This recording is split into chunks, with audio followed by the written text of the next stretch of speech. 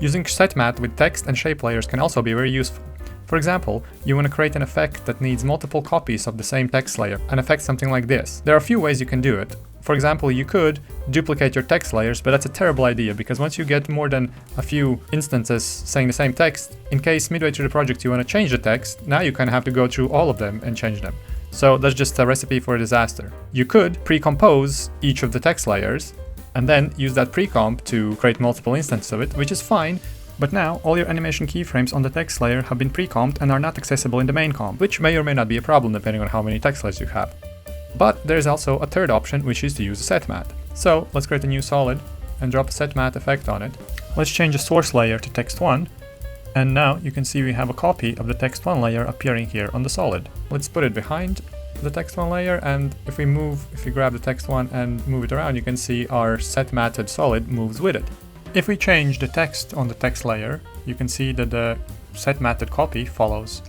Now to get that kind of multi-layer text effect, we can just add some turbulent displays, duplicate our set matted solid, change its color to blue, and just offset them a bit. The same technique also works if you're using shape layers.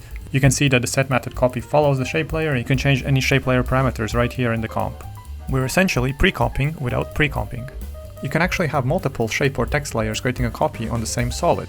Let me show you how. So if we solo the solid, so what's essentially happening is setmat is looking at the text1 layer and turning all the pixels outside of the text1 layer on the solid transparent. Now, if we duplicate the setmat and set the second one to text2, everything disappears because for the text2 layer, that area on the solid is already transparent.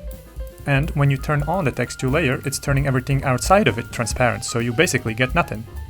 The way around that is to invert these mats. So if we invert the text1 mat, you'll see that everything but the text1 layer has the solid. And if we do the same thing on text2, now it's punching a hole where the text2 layer is. And now all we need to do is invert the alpha on the whole solid. So just search for invert and change it from RGB to alpha. And voila, now you have two text layers being set matted on the same solid. For good measure, add the shape layer alpha here.